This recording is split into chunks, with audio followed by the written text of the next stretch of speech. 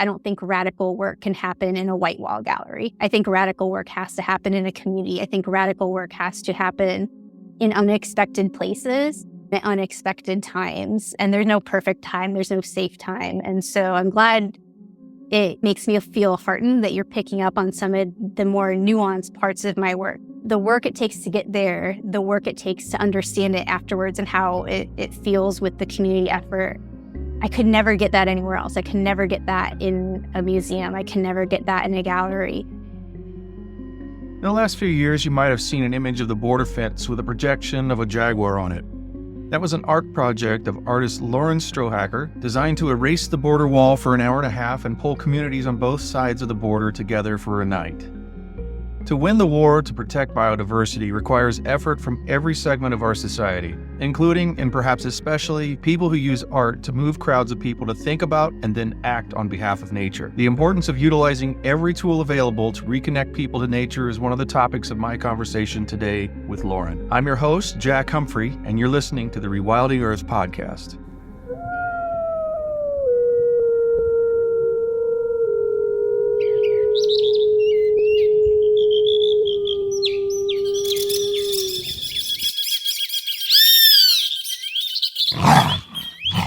You're listening to the Rewilding Earth podcast.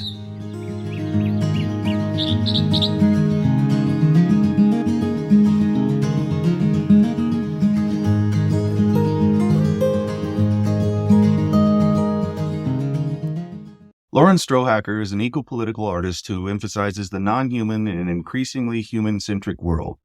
She routinely collaborates with local and national wildlife conservation organizations to conceptualize animals displaced by the colonial built environment, controlled by the North American model of wildlife conservation, and erased by the anthropocentrism of capitalism. Lauren's focus on wildlife and public space reflects larger contexts of ecology, politics, and radical interspecies municipalism. Lauren, thanks so much for being on the Rewilding Earth podcast. Yeah, Jack, thanks for having me. What have you been up to lately? I've been spending a lot of my career working in public space, which is great, doing bigger community-centric projects, doing things that have a lot of project management qualities to it. But what I had been thinking about most recently was the difference between asking communities to rethink interspecies strategies, rethink who we want to allow to live in the world with us, who we're making space for in suburban, urban, and otherwise large areas of wild space. And I've been thinking a lot about my own home. I've been thinking a lot about how to make artwork in someone's home feel unpredictable or unexpected. A person's home tends to be the final resting place for a final work of art. But I've been thinking about how I can work inside domestic space to make more of an unexpected experience. Just recently, I was in Arizona. I was in Paradise Valley working with a good friend of mine and collaborator, Karen Bradshaw. She is a law professor at ASU. She has written a wonderful book called Wildlife as Property Owners, which is the inspiration for this line of thought. Our own space, our own territory. How can we make that more livable for other species? And of course, there's things like putting plants in your yard for pollinators and not using poison and things like that. But I'm thinking even more radically about the most subversive thing and the most dangerous threshold an animal can cross, which is inside the human home. And so I've been working on these little weird animations of species moving around, popping up in my own home, and then went to Karen's home and did this little installation of black-tailed jackrabbits, which is one of the first species I had a really close encounter with when I lived in Arizona.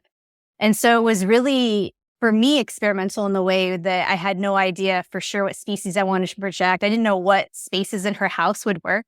I have these adorable little Pico projectors that are battery operated that make some things a lot easier. But it was really exciting to project this jackrabbit in all these different positions in her home and what interactions came from it. There's something really exciting for me visually with the juxtaposition of a wild animal body and a domestic human interior. So part of where I hope this project goes, and is digital and physical. I would love for people, my neighbors, people anywhere, to invite me in their home to create some semblance of a wild experience of an encounter. But also, I've had some friends in Arizona for this project send me photos of their own home. I've asked them to do some weird stuff like moving around their house at night and taking photographs and sending me photos. And I'll be sending them a small animation of a species native to the Sonora Desert region to move through their home theoretically. I guess right now I've been working not away from public space, but I've been working a lot more in these ideas of domestic interiors and private property. And how do we open that idea up to something a little more radical? Obviously, not physically letting a mountain lion or a wolf move through your home, but could we allow them in our yard? Can we allow them in our neighborhood? Those are things I'm really interested in as an artist. I don't think I'd mind a wolf walking through the house every once in a while. There's probably problems with that, but yeah. I'd take a wolf over a big cat, probably. What if, way back in time, sometime where we split off and had a different existence than the one that we chose with industrial civilization versus something where we didn't stray from nature, we didn't set ourselves so far apart, and how maybe our home decor would even reflect in that universe where we maintained our close relationship with nature, that our homes would look and reflect that. And as you're talking, I'm like, you're part of that universe. You came here from that universe to help us in this one. I'm convinced of it. I love that. And I think that's part of it is how can we, making work that surrounds people with something that is a little, I guess not a little, it's a lot anthropocentric. I think a lot about comfort. I enjoy comfort as much as the next person. I was raised in suburbia. I've been in some pretty wild places and I've also been pretty scared. I think it's a misconception people think about me as I love the wilderness. I have a really healthy fear of wildlife, but I still think they deserve to exist in a state that is not glorified outdoor zoos and hard management and controlled, basically. And I think about interior space as reflecting that, not just a beautiful image, which is part of art making, but something that you could almost not hold on to. So these interior projections I've been working on, they're nothing that can last in reality. If someone bought a small projector and a video and had my work there forever, it loses its flavor, right? It loses that special moment. I always try to make artwork that makes me think of how I feel when I have an interaction with an animal in space. And I think about my face-to-face interactions with coyotes. I think about knowing I'm surrounded by jaguars and mountain lions in the reserve. And I think about how we can keep bringing that into our spaces. And I guess more, maybe it's too saccharine, but into our heart, right? The things we want to know are around us, even if they scare us a little bit. And that inspiration definitely still comes from things I've learned. I'm not an expert by any means, but when I was in grad school at ASU, I took a course called Art of the Arctic and Northwest Coast. And that was something I found really beautiful of some of the indigenous people of the Northwest Coast and the Arctic, that their interiors had images of wildlife everywhere. The outside was inside. And obviously that's reflected in the ability of certain people in place and time, currently and otherwise, to live alongside large animals and dangerous animals. And all animals. I have a fascination with predators and the things that in theory are above us on the food chain. Should we not have weapons? Turning the interior a little bit more undomesticated is something I'm focused on currently. And I don't think that's a new idea by any means. Yeah, I remember Dave Foreman and Nancy Morton's house, going over there and feeling like it was outside in a bit with the art that they chose and the paintings and the little knickknacks and things. Just made me feel like they always did a really good job of surrounding themselves with the images and icons and things that they love about wilderness and wildness and individual species. And I always felt different there. Yeah, I think about Diana Hadley's house too, right? The CEO of Northern Jaguar Project. And even I've been to Turtle's home in Megan Southern in Tucson, and very bespoke, very much foliage and animal iconography. And you can explore your home in the same way you could explore the woods, the same way I ran around the woods of Ohio as a kid, flipping over rocks and digging and looking, and you feel at home, but you also feel like there's something just around the corner. And I think that anticipation of the unknown is really exciting and a really rich topic to explore as a creative. But I think, as you're touching on, anyone can have those experiences, I think, if they wish. And yeah, our domestic interior, I think we could do some work to better have it reflect our outdoors and maybe our ethics on what we think our immediate outside should look like and feel like. Speaking of outside, your public art, especially on the border, I think if anybody knows you, they probably know you the best from that, because you really got a lot of coverage on that with the Jaguar, the border wall, and all of that. Can you talk a little bit about that campaign? It might be old hat to you, but it's something that still I'm very excited about when I think about it. If I'm scrolling through social media, I see one of your images from that, it just immediately strikes up. That was hyper creative, and it must have been so incredibly effective and profound for the people who were able to experience it. Yeah, and thank you. That work was profound for me. I still would say that's the best moment I've had as an artist. And that's not to diminish other work in any way, but how I felt in that space that night and everything that led up to it was really magical and important. And it's because it felt like it wasn't about me, which is what I always want. I don't want to make artwork anywhere and have people think, oh, Lauren Strohacker this or Lauren that. I want people to think about wildlife, and I want people to think about community. And that was really the most brilliant part of that project, was how many entanglements we had to have to pull it off. I'm a very kind of pushy artist for myself, and I just decide I'm going to do things, and I'm like, figure out the logistics later. I had given a lecture maybe early in 2015, 2016, and I had put kind of future ideas, and I was like, I want to do these projections of jaguars on the US-Mexico border wall. And at the time, I wasn't really sure how I would pull that off. Of course, you can go rogue and project anywhere you want. But when I started talking to people that I knew down there, someone I really admire and someone that I hope your listeners can look into is someone I went to grad school with. Her name's Janae Sanchez, and she runs a program called Border Arts Corridor down in Douglas. And they partner with art organizations and cultural institutions in Agua Prieta, and they create these cross-border community art projects. They've been doing it for years. And so Janae was the first person I contacted saying, could we get this done through BAC, through Border Arts Corridor? And she was fantastic. And in speaking with her was really, in her work in the community was what really drove me to this community work. And so she was really inspiring on that front, saying we can get people from both sides. We can get organizations. We can do education in Mexico. We can do education in Douglas in the United States. And that was really exciting to bring so many people in an art world where a lot of artists stand alone as islands. And I think that's an illusion in a lot of sense. The bigger artist you are, the less you do work by yourself, regardless of what you say. So that community aspect was number one, the most important thing. So I had Janae and all the partnerships I created to make that work, even having to get permission from Border Patrol, which is a highly contentious organization. And I can't speak to every individual or the organization as a whole in a sweeping statement. I don't tend to do that. But I can say when I first met them down in Douglas, it was just me meeting 3 Border Patrol agents in a hotel. And it was really intimidating. The green suits, the automatic weapons. It was really intimidating.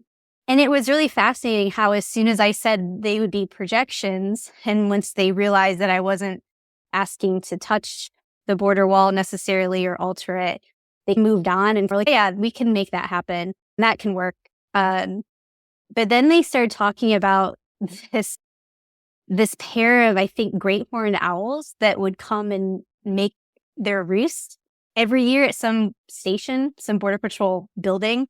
And that every time they would see these owls, they would radio each other and people would stay out of the owl's way. They'd stop whatever construction or painting or whatever they were doing. And I found that so fascinating. And I think that's the biggest part of my work that I love is when people see my work or talk about my work, they almost always talk about their own experiences with wildlife. And I think maybe that's always been the true artwork, is that conceptual bubble of me and these animals. And for that moment you talk about it, you're maybe speaking it into existence in some way or reminiscing about it. But yeah, so then once everything happened and it was a go, it was a huge event. We had politicians, we had ecological people, we had all sorts of speakers, and they are being translated in real time. It was truly this most community-centric work I had done to date, and it still inspires me how you can bring people together in a space that's so controversial, right? The wall itself is such a hindrance for people and plants and animals and water and all of that. But we could still come together in that space and feel truly undivided with these images of jaguars erasing the border wall for an hour and a half. To me, it feels really weird to think of it as a one-day event. I never did until you just said that day. Obviously, because all the work that led up to it and that resulted from it, that certainly went way past the day. There's some kind of power to it that I can't really label that makes me optimistic and hopeful in the way that art can be used to affect actual change. And that's never going to happen unless it affects something in people. That's where I believe the change really actually ends up coming from: the energy for it, the creativity for it, the willingness. And it just from afar, I wasn't there. I just saw all the different stuff in the campaign leading up and after. And I just felt, man, this must be like a week-long festival there's probably other art installations going. It just had that vibe. But I wonder if you could talk about, where do you see things like this going? That had to have really set you off with new ideas of bigger and better and more, maybe. I feel like I'm always a bad artist in this way, as I do a project and I know that it has legs to go further quicker, but I'm always like, okay, I can come back to it. I got some different ideas I want to work on. I do have dreams of doing the binational jaguar, and they were, jaguars and other borderland species in El Paso and Juarez and other border cities. It's been something on my mind to do more of those and to bring a binational community together to talk about it. And it's not to go into spaces and tell people how to live their lives by any means, but I think people everywhere can come together to some extent on their environment. And that was the big thing for me, is all those people on both sides of the border were thinking about jaguars and thinking about themselves and thinking about, it was so much bigger than artwork. It's so hard to call myself an artist sometimes too, because I'm not traditional in certain ways. But it's almost like the idea of asking for space for my art reflects the idea of asking for space for wildlife, or carving out space for wildlife. And that leads into doing these projections in people's homes or in the yards of museums. And so what the Border Wall Project taught me was that communities come together to make their spaces better. And I think that's what we kind of circle back to what we were speaking about earlier, is online community that's really hard. Even though I found a couple really great collaborators from places like Twitter, it's really hard to just do something without thinking it to death. And I think art allows us these imperfect spaces and imperfect moments to have conversations about seemingly controversial things, right? Bringing back predators. That new jaguar just popped up in Arizona, and how serendipitous with everything happening. And speaking about this work, it all flooded back to me again, and made me think I have to do these border wall projections again somewhere else. And because that's all we have. Art, I don't think on its own can save the world in any way. Art doesn't dictate society. I don't believe anyone that thinks that. I think art has that much power. But the power art does have is to bring people together to talk about topics they don't necessarily otherwise have in their everyday life, right? We talk about this industrial world. We have to go to work. We have to take care of X, Y, and Z. We have all these human-centric things to take care of. And maybe my practice to me is carving out moments to think about the other non-human people in the more than human world that we should try to make space for if we choose. So art for me is really just a way to talk about my hopes and fears and excitement and wonder of if our natural world can get stitched back together with us in a way that's mutually beneficial and symbiotic, but not not perfect, not without fear, not without conflict. Human-animal conflict isn't a problem to solve to me. It's an ongoing mediation effort. If we solve conflict, that means we don't have people or we don't have animals, right?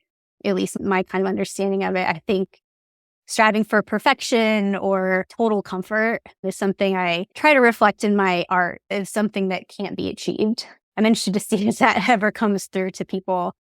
That single night, which did feel like a long time, it was just a handful of hours, really taught me that art's just a way in to a community. It's a way in. It's a way to make people participate in things that are not necessarily their everyday life, but could be, should we will that into existence.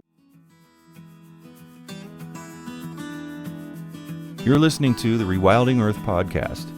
Did you know we also publish insightful and inspirational content from leading rewilding scholars, poets, artists, and organizers from around the world? You can visit rewilding.org and sign up for our weekly digest to receive brilliant, fresh insights on everything rewilding. You'll find over a decade of articles and news from the front lines of wildlands protection and all kinds of restoration efforts.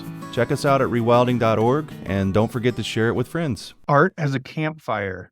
Campfires do the same thing that you described art doing. You get around a campfire and you immediately, the number of choices for distraction and lack of focus and everything just immediately start to melt away, and you're in a campfire.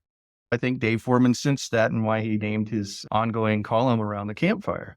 And it's also a pattern interruption. One of the things that I really love about yours is people can immediately understand when they see a jaguar projected on the border wall. It's weird how much I remember from that campaign, which I think really does say a lot more about how effective art can be in affecting people and how long that lasts. And what exactly comes from it is that beautiful mess part where you can't lay numbers or weights or measures on any of that directly.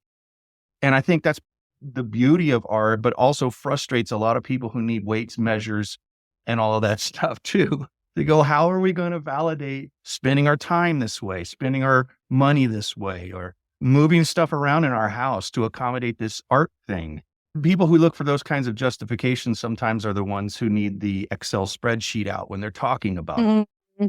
And I love how art rips me away from that kind of stuff too. Yeah. Number one, I'm going to keep that with me forever, the idea of art as a campfire. And I think it's no surprise that I tend to be interested in making art made out of light in the dark. So that kind of holds true to me too visually. But the pattern interruption is that you're touching on something I think about all the time. And how can we remember that whatever stability we might feel is very tenuous. Things can change tomorrow for almost anybody in a given circumstance. And I think about being aware and ready for those changes is the mentality one might need to live alongside predators again, people like me who grew up in suburbia I didn't know jaguars lived in the United States until a few years before I made that project. I'm not an ecologist or a biologist, so I'm making work as I learn and explore. I think a lot of artists get stuck on trying to be experts. Like you just said, the stats, the rigidity, the having to know. I didn't go to Mexico and I didn't go to Agua Prieta and Douglas and ask everyone to fill out a survey of the artwork. I think that would be horrible and it would destroy the dream. It would destroy that fantasy of that moment of the wall dissipating. That's the power of art, is the things that it can stay with us. I can love a beautiful thing and as much as the next person, but the art that really gets me is the kind of artwork that I see or experience, and it changes the way I think about something in the world. It changes the way I think about a border wall. It changes the way I think about my front door. It changes the way I think about the water that I drink. And I think a lot of artists in the art world, when I say artists, I know a lot of artists doing great things, but when I say the art world, I'm saying the capital A, kind of Western-driven gallery, capitalistic, white wall, which is fine in its own way. But I think you truly are only speaking to such a small niche of people. I think great work can happen in galleries. I don't think radical work can happen in a white wall gallery. I think radical work has to happen in a community. I think radical work has to happen in unexpected places at unexpected times. And there's no perfect time. There's no safe time. And so I'm glad it makes me feel heartened that you're picking up on some of the more nuanced parts of my work, because my work is very simple in a lot of ways. Getting images from the Northern Jaguar project and doctoring them a little and projecting them on the border wall is not necessarily a hard task artfully in of itself. It's just a looping video, but the work it takes to get there, the work it takes to understand it afterwards and how it feels with the community effort, I could never get that anywhere else. I can never get that in a museum. I can never get that in a gallery. And so I always try to tell artists, and when I speak to students or anyone, I try to remind them that art can't just be made for the people that patronize galleries. That's a lot of similar mindset, a lot of similar temperament. And I think we serve ourselves and our art best when we try to put it in spaces that it's not meant for, or we don't think it's meant for, or we're told it's not meant for. A lot of the artwork I make has been out of spite because I haven't always been embraced by that traditional world. But I'm better for it. I'm better for being pushed into the wilds, so to speak, of the art world and making kind of work in certain fringe places or in finding the people that are doing that. I guess I don't want to say I'm doing that. Again, Janae has hosted incredible art events down at the border wall, but I think that continues to inspire me to do this weird stuff, like asking people if I can come into their home and spend a couple hours making an animal encounter, and neither of us knowing what that's going to be. Not knowing if that's going to work, not knowing if it's going to be beautiful, or not knowing if I can make a sellable, deliverable out of it. I think those spaces are good for me to be in, to not be sure, to not be comfortable, to not be rigid. I think being labile and adaptable and thinking again like an animal, as much as I am an animal, you're an animal, but as much as I can break my own domesticity artistically, that's where a lot of more of the magical things happen for me, kind of letting go of some control. Going back to something you said a bit earlier about artists and the ones who feel the need to say something with their art. It might be something about politics or culture. The ones who do it great for non-understanders of the finer points of art. It's like being a naturalist instead of a wildlife biologist by training. In that world, I very much just know what I like and what affects me. And I've always been affected by, when I lived in DC, we had free access to everything that the Smithsonian National Gallery of Art. We had access to the world's art. But then my favorite thing in the entire place in the 90s was the Salvador Dali Last Supper painting that was shoved in the stairwell between two floors. Now, stairs in the National Gallery are huge. You can put 10 people wide on them and they're big. It's an enormous painting, life size.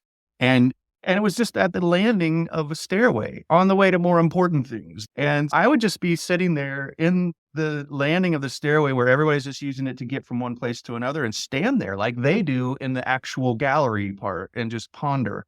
And I couldn't figure out why people weren't standing next to me. Like, why wasn't everyone impressed by this incredible work? It reminds me of Michael Soule with the idea of conservation biology. Before that, all the biologists were in lab coats and looking through their petri dishes and everything else, and were completely apolitical, completely had no opinion about the findings that they were having in the lab. And then Michael comes along and says, we should have opinions. We should have a heart. We are human beings. And then is born conservation biology. And I think of work like yours in the same way. Your conservation biology, your conservation art, or thoughtful art, or art meant to make someone feel something and maybe even do something. And a lot of that gallery stuff is just, wow, that's just splotches of paint, man. I don't get it. And I think sometimes that's the trap of the academic art world. And I have 2 degrees in art, a master's degree. I'm an adjunct professor, so I live off of academia. So I'm not necessarily trying to say a sweeping judgment because I'm part of that world. It's an easy step to try to just show people how talented you are and how smart you are and how shut off that can make people. This is one thing I've had out with a couple of artists who I ask them to, when I read their writing or help them edit, I'm like, you have to take out all these words. The everyday person, they're going to have to do more work than necessary to understand that. Speak to people like you speak to your mom, to your friends, not to other academics or other artists, or else you just shut yourself off. I'm not saying you can't be successful or make great things in that way, but I think you lose the opportunity to work out of your community and in other communities. And yeah, that Dali painting in the stairwell, that's a magical moment. That's its own kind of art encounter. I can't remember who, this is just a quote I ran across one time, and I'm going to butcher everything about it, but the sentiment will be the same. And this person said, I'd rather hear Mozart playing from an open window in the city than in the grandest concert hall in the world. And I think about that in art too, that you can, when art pops up in places that are expected, it will affect me more than moving from art to art in a gallery. So I really resonate with your Dali in the stairwell at the National Museum. I think that's really fascinating and very true. I really like a wild artwork. I like artists that try to get weird with it, that try to break that mold of what is expected of an artist. Maybe one day we'll have someone in public somewhere questioning, is that a Strohacker? Like a Banksy? Is that a Strohacker? It's going to be some creature at the corner of a building that if you were just going by too fast in a New York minute, you'd never see it or notice it. And then when you do, it's all... It becomes a thing of lore. I want my work to live in like the storytelling space in some ways that not everyone gets to see it, or not everyone gets to see it in the same way. I did this big Red Wolf project at the Southeastern Center for Contemporary Art that lasted about a year. It just came down, I don't know, 6 months ago, something like that. But what was really fascinating is right before my show was about to happen, the gallery kind of changed, the museum changed leadership. There was a lot kind of coming down from North Carolina Museum of Art, who was in charge of SICA at the time. They changed curators. I got kicked out of my gallery space that I was supposed to be in. And it was, from an art standpoint, really hard. I felt like I had put a lot of work into something for it to not be as big as I had hoped, which happens. But this one piece that I collaborated on with my friend and former coworker, Dr. Lisa Tolentino, we were trying to think about how to undomesticate light fixtures and how we could light our homes differently. And so I just came up with some of the ideas. Lisa coded and created these, but we had these rope lights, like LED rope lights. People can program them to music. They hang them inside, outside. They're popular. So we did this floor lighting with LED rope lights, and Lisa coded it so that a red line that was all these lights blurred together was the length of a red wolf. And so it would move slowly, it would turn, and she had what is called a stochastic algorithm or a stochastic algorithm. But basically it made it not necessarily unpredictable, but unexpected. So these things could move fast up the stairs or move slow around a corner or come towards you and turn away. And that was part of me trying to make artwork, again, that acted like an animal. Like everyone's experience would be different, or maybe they wouldn't experience it at all. And so when we got kicked out of our gallery, we got regulated to these hallways and alcoves, which some of them worked really well. Part of me was like, oh, how did I not think about this in the beginning to just kick myself out of the gallery? But so these lights would just, and it would look like they'd follow people, and they weren't. They were coded to do whatever they wanted. We couldn't even make it happen like that if we wanted, but the stories that come out of it. And so just looking at this series of LED coded string light moving back and forth and around was really fascinating. And so I am very dedicated, and maybe that's all I'll do if I ever get invited to do another museum show, is try to be as out of the gallery as possible. What is it like to make work in the bathrooms or the little alcove that no one walks in or thinks about? Those spaces are really rich. I think they can be really nutritious for an artist looking for experimentation and some risk and sometimes some really big reward. But yeah, those LED light intrusions I'm about to get them back. I hope I can find another home for them somewhere else. They were great. What is that distraction over there? I'm supposed to be looking at this really hard. Distraction, yes. Breaking the pattern, getting out of the expectation of comfortability in the everyday. Yes, that's such a huge goal. I'll end on one of my favorite quotes from John Berger, who is an arts writer, and he wrote this book called The Shape of a Pocket. And it was this meandering, dreamlike essay kind of book that was seemingly not about art, but about how an artist might think or dream. And the title comes from his quote that that resistance comes in the shape of a pocket. And I believe there are pockets of resistance everywhere. I don't think we have to do an overhaul of culture. I think there are cultures, big and small, that believe in this world that you and I believe in, Jack. And I think hopefully my art and what you all are doing and what other groups I work with are constantly bringing these pockets together and creating passageway and thoroughfare from pocket to pocket until we can convince more people than not that this can be a viable way of living with the natural world and all of the beautiful beasts that should inhabit it. So I believe that your work is a resistance within the shape of a pocket. I believe that my work is resistance in the shape of a pocket. And I'm so glad that our pockets have merged today. And I feel really inspired after this conversation. I look forward to the future and look forward to what maybe we all can do together somewhere new. Thanks so much for taking the time, Lauren, and we have to have you back. Thank you. I would love it, Jack. It truly is an honor for me to be part of this podcast and part of the family now. Thank you. Thanks for listening to the Rewilding Earth podcast. We do what we do because of you. This podcast is supported by listeners like you who long to live in a wilder world. Please consider donating at rewilding.org and subscribe to our weekly news and article digest while you're there. To go the extra mile, you can follow and share Rewilding Earth on Instagram, Facebook, and Twitter. Bonus points for sharing this podcast with your friends. To listen to past episodes, go to rewilding.org/pod. That's rewilding.org/pod.